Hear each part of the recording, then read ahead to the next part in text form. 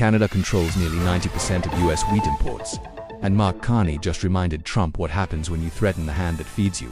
Trump believed wheat was negotiable, a simple commodity that could be pressured with tariffs, something America could replace overnight if Canada refused to cooperate. He was wrong, because when Trump imposed 25% tariffs on Canadian wheat, Carney did not panic. He did not ask for exemptions. He did not beg for negotiations. Instead, he redirected Canadian wheat to Mexico, China, Brazil, and other global markets that were more than willing to buy it. Now us millers are scrambling to explain why bread prices are rising, while Canadian wheat ships everywhere except America. Today, we are showing you how Canada weaponized wheat, why US flour mills cannot simply replace Canadian imports with domestic production, how Carney turned a tariff threat into proof that America needs Canada far more than Canada needs America, and why the United States just learned that food security is not something you gamble with when your closest neighbor feeds your population. But before we dive into this story, if you appreciate in-depth analysis like this, hit that like button and subscribe to stay informed on the stories that truly matter. Canada supplies roughly 90% of US wheat imports. The United States imports about 120 million bushels of wheat each year, and Canada provides almost all of it. Not because American buyers are loyal to Canadian farmers, but because Canadian wheat has specific qualities that US mills depend on. Spring wheat from Saskatchewan, durum from Manitoba, and high-protein varieties that blend with lower-protein US winter wheat to create consistent flour. American millers built their supply chains around Canadian wheat for decades. Facilities were designed to process it. Quality systems were built around it. Entire product lines depend on it. Then Trump imposed tariffs anyway, a 25% tariff on Canadian wheat entering the United States, intended as leverage to force Canada into trade concessions, dairy access, digital policy changes, and political compliance. Instead, it triggered chaos. In 2024, US wheat imports were worth roughly $784 million. That number may look small compared to total US domestic production, but these imports are critical for premium bread, pasta, and specialized flour products where protein content matters. The 25% tariff added nearly $196 million in costs overnight. Flour mills faced an impossible choice: pay the tariff and raise prices, or find alternatives. But there were no real alternatives. Canada is one of the world's top wheat exporters, producing roughly 36 million tons in 2025 and exporting around 24 million tons worldwide. Only a small fraction of that went to the United States. Most of it already shipped to over 60 countries. Carney made a simple calculation: lose a small share of exports to the United States, or sell the same wheat to buyers who do not threaten Canada every week. The choice was obvious. Carney announced that Canada would double non-US wheat exports over the next decade. At first, that sounded ambitious. Then Trump continued escalating, with more tariffs, more threats, and more insults. Suddenly, diversification became urgent national policy.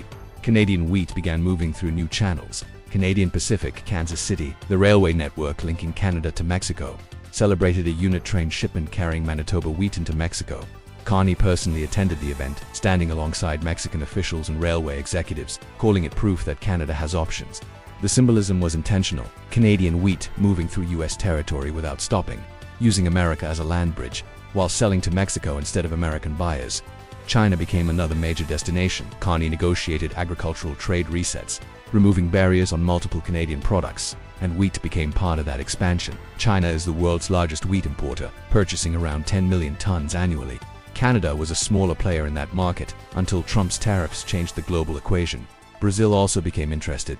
South America traditionally buys wheat from Argentina, but Canadian wheat offers higher protein, stronger quality, and more reliable supply standards. Carney pushed trade missions, logistics support, and new export arrangements to make shipping south and overseas easier.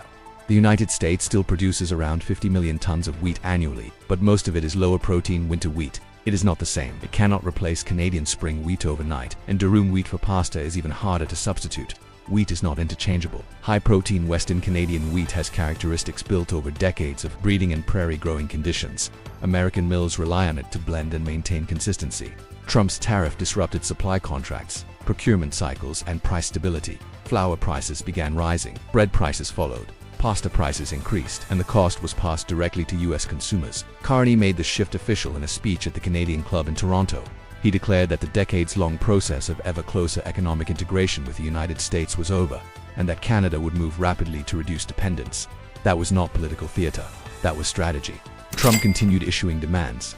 5 major demands were published through the US Trade Representative: dairy access, repeal of digital service policies, removal of provincial alcohol bans, procurement rule changes, and energy policy concessions. Carney rejected everyone not because he was stubborn, but because Trump had less leverage than he believed. Canada can sell wheat elsewhere. The United States cannot easily replace Canadian wheat. Mexico proved it. Mexican buyers accepted what US tariffs rejected.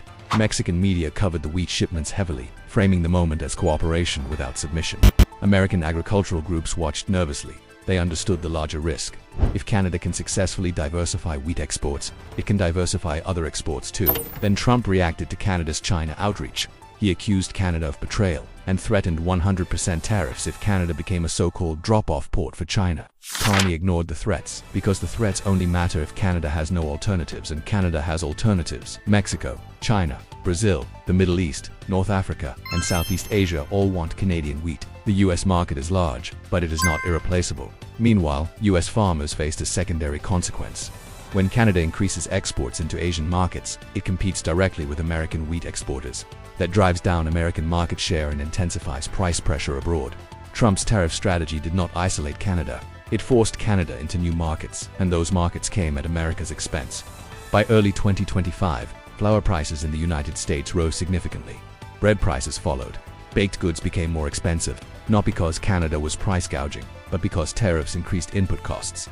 Flour mills paid the tariff, bakeries absorbed the costs, and consumers paid the final bill. Trump stopped talking about wheat, no reversal, no announcement, just silence, because the political consequences were obvious. Food inflation is visible, immediate, and impossible to hide. Carney did not change course, because the damage was already done.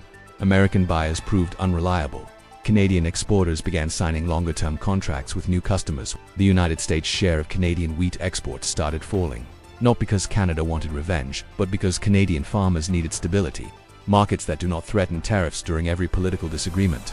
Markets that respect trade rules. Markets that treat suppliers as partners, not targets. Carney set a goal: double non-US exports by 2035. At this pace, it no longer looks like a goal. It looks inevitable. And this is what makes wheat such a powerful case study. Food security is not theoretical. It is real. The United States produces enough wheat overall, but not enough of the specific high-quality types needed for premium flour and pasta production. Durum matters. High-protein spring wheat matters, and Canada produces both. Tariffs do not change geography. They do not change climate. They do not change agricultural reality. Trump gambled with food security. He assumed Canada would fold. He assumed American millers could replace imports. He assumed consumers would not notice. He was wrong on all three. Canada did not fold. American mills could not replace Canadian wheat, and consumers noticed immediately. Carney made food security a central pillar of Canada's trade posture. Canada will sell to reliable partners, markets that respect agreements, and countries that do not weaponize trade for political threats. If the United States wants to be one of those partners, Canada is open. If not, Canada will sell elsewhere, and wheat is only the beginning. Lumber, potash, oil, electricity, aluminum, the pattern is the same. Threats push Canada outward. Diversification accelerates. American industries panic, costs rise, then Washington backs down quietly, but the trust is already gone. Trump's biggest mistake was assuming Canada needed the United States more than the United States needs Canada. Wheat proved the opposite. America imports nearly 90% of its wheat from Canada. Canada exports less than 20% of its wheat to America. The dependency runs south, not north. Carney stood in Mexico celebrating Canadian wheat shipments while US millers searched for alternatives that do not exist, and US consumers paid higher prices for bread. Trump believed he could force Canada to beg. Instead, Canada redirected supply, built stronger global trade routes, and left the United States to explain why threatening its closest supplier was worth higher food prices. The wheat harvest in Saskatchewan continues, 36 million tons, shipping to 60 countries, just not as much to the United States anymore, because Canada learned what Trump refuses to accept. You do not gamble with food security, you do not threaten the hand that feeds you, and you do not assume your neighbor will beg when they have better options.